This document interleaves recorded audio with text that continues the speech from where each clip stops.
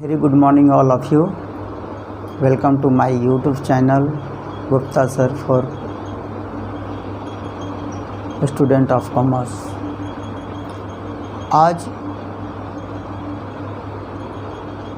Share को कैसे फॉरफिच किया जाता है, उसकी एंट्री किस प्रकार किए जाते हैं और ये फॉरफिटेड शेयर को जब री इशू करते हैं उस समय हम क्या एंट्री करते हैं, उस पर डिस्कस करने जा रहा हूँ मैं। यहाँ क्वेश्चन है on 1 April 2021 Shivam was the holder of 500 share of 10 each। यानी सीएम जो है एक धारक है 500 शेयर का, जो कि प्रत्येक 10 रुपये का है। ही पेड 4 रुपीज़ पर शेयर और उसने 4 यानी 4 रुपीज़ पर शेयर यानी 4 रुपये प्रति शेयर के हिसाब से वो चुका दिया है। At a meeting of director, या डायरेक्टर का जो मीटिंग में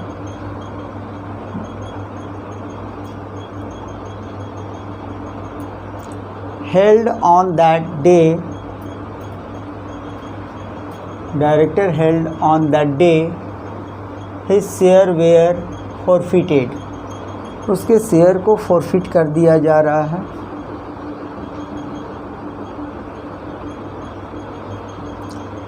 फॉरफिट कर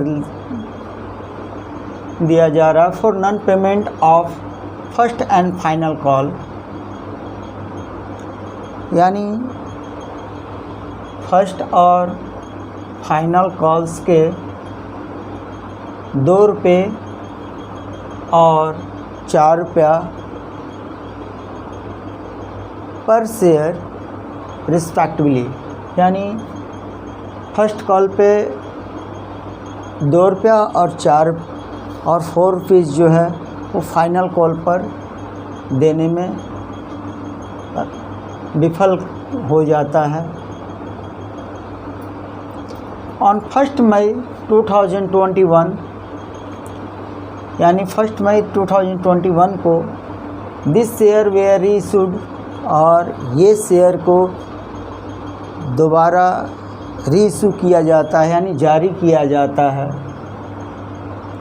fully paid up to Vishal for 4500, यानी 4500 में वो विशाल को रीइशू कर दिया जा रहा है। Give the journal entry for recording for feature and reissue in the book of the company. यानी कंपनी के बुक में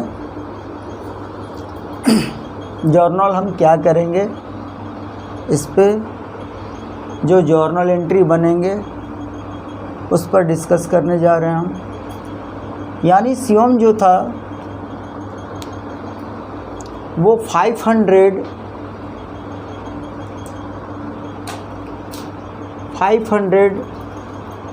शेयर का होल्डर था, यानी धारक था, जो कि 10 रुपया एक शेयर का था।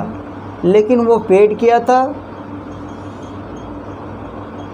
पर शेयर 4 रुपीज़ ही वो पे कर पाया था। अब जब ये कंपनी फॉरफिटेड करेगी तो इसी रकम को फॉरफिट करेगी जो शिवम ने पेड कर चुका है। और ये किस लिए फॉरफिट कर रही है कंपनी? बिकॉज़ वो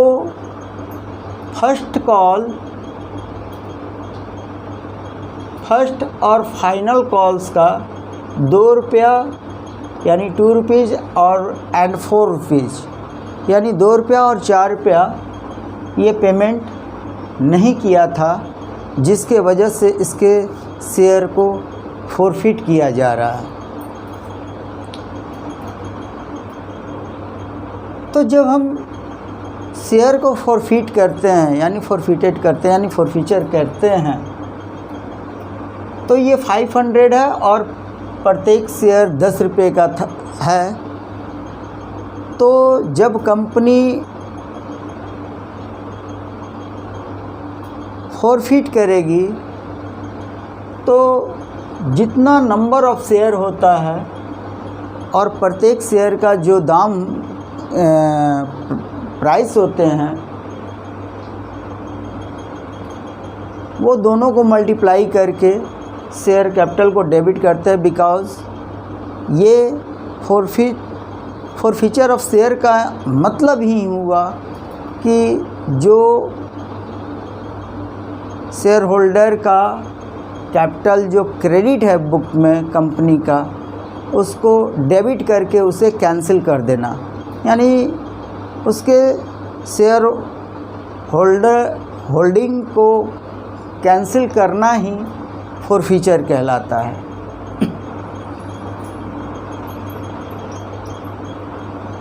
और जो शेयर होल्डर के द्वारा जो रकम या जो पैसा मिल जाती है उसे कंपनी जब्त कर लेती है। तो 4 रुपीज़ पर शेयर कंपनी को मिल चुकी है, इसलिए 4 में और 500 से मल्टीप्लाई करेंगे, जो अमाउंट होगा वो फॉरफिट के यानी फॉरफीचर में चला जाएगा। और ये फर्स्ट कॉल का 2 रुपीज़ जो है इसे 500 से मल्टीप्लाई करके ये जो नहीं मिल पाया है 1000 वो फर्स्ट कॉल को क्रेडिट कर देंगे। उसी तरह से ये 4 रुपीज़ फाइनल कॉल का जो नहीं मिला है इसे भी 500 से मल्टीप्लाई करके जो अमाउंट होगा जो नहीं मिल पाता है उसे हम क्रेडिट कर देते हैं। और शेयर कैपिटल में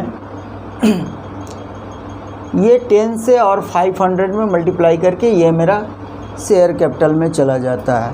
इसका मतलब है कि जो बुक में पहले से जो कैपिटल क्रेडिट थे उन्हें डेबिट करके ख़त्म कर देना, और जिन जिन कॉल का ड्यू होगा एट द टाइम वो उतने अमाउंट से कंपनी के बुक में यानी डेबिट होंगे फर्स्ट कॉल और फाइनल कॉल, जिसका पैसा नहीं मिला हुआ होता है इसलिए वो बुक में पहले से डेबिट रहता है, उसे कैंसिल करने के लिए यहाँ क्रेडिट कर देते हैं। तो ये जो हो गया being the forfeiture of 500 share, इसका नरेशन जो लिख देते हैं for non payment of first and final call of 2 rupees and 5 rupees पर शेयर। यहाँ हमारा जब्त का यानी फॉरफीचर का एंट्री यहाँ कंप्लीट होता है। उसके बाद क्या कह रहा है कि on 1 May 2021 this share were reissued fully paid up to Vishal for 4500। अब इसी शेयर को विशाल को रीइश्यू किया जा रहा है यानी उसे बेचा जा रहा है। तो जो अमाउंट विशाल जो है शेयर के लिए पे करेगा कंपनी को उसे हम डेबिट कर देंगे बैंक के रूप में। 4500 रुपया दे रहा है, बट उसे शेयर कितने का दिया जा रहा है, तो शेयर फॉरफिट किए थे हम 5000 का। 5000 का हम यहाँ शेयर उसे दे रहे हैं। ये कंपनी के ऊपर लायबिलिटी जो क्रिएट कर रही है, दैट्स वाई यहाँ कैपिटल हमारा क्रेडिट हो रहा है। और जो डिफरेंस फिगर है यानी जितना कम हम ले रहे हैं वो कहाँ से मैनेज कंपनी करेगी, ये तो कंपनी के लिए एक्सपेंसेस है। जो कम अमाउंट है वो लॉस को कहाँ से पूरा करेगी, तो ये जो फॉरफीचर्स किया गया था कंपनी के लिए, यह कैपिटल इनकम है। इसी इनकम से यहाँ पे ये 500 का जो है कमी को पूरा किया जाएगा इस फॉरफीचर से। कंपनी को फॉरफीचर करने से 1000 फॉरफीचर करने से ये 2000 का बेनिफिट हो चुकी है। यानी कहने का मतलब वो जो है 4 रुपीज़ के हिसाब से 500 का जो है 2000 वो पैसा कंपनी जब्त कर ली है। लेकिन जब इसे रीइशू कर रही है विशाल को, तो उस कंडीशन में विशाल से 4500 ही ली जा रही है, बट उसे शेयर का सर्टिफिकेट जो है वो 5000 का दिया जा रहा है। तो यहाँ जो 500 की कमियाँ हैं वो मेकअप इसी फॉरफीचर से ही पूरा किया जा रहा है। यहाँ पे फॉरफीचर क्रेडिट था 2000 से, इसी से हम 500 को यहाँ पे फॉरफीचर को डेबिट कर दिए। बाकी जो अब इसमें रिमेनिंग बच गए, यानी पहले से जो फॉरफीचर का अमाउंट था जब्त किया गया वो कितना है, तो 2000 है। 2000 ये फॉरफीचर का अमाउंट है, जो कि इसमें से ये 500 जब रीइशू कर रहे हैं विशाल को, उस समय 500 विशाल से कम जो लिया जा रहा है, इस कमी की पूर्ति यानी इस फॉरफीचर से कर लिया जाता है। तो बाकी अब कितना बच गए फॉरफीचर का अमाउंट, ये ऑलरेडी बुक में अभी भी क्रेडिट के रूप में फॉरफीचर है, और ये कंपनी के लिए कैपिटल गेन है, यानी कैपिटल इनकम है।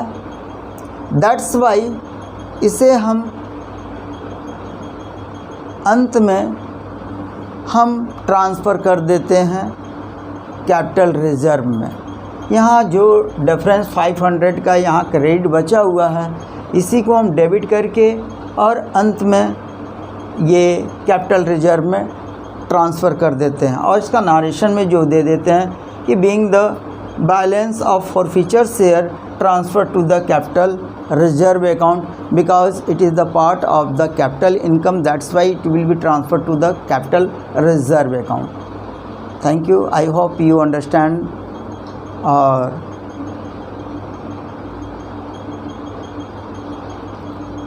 Thank you.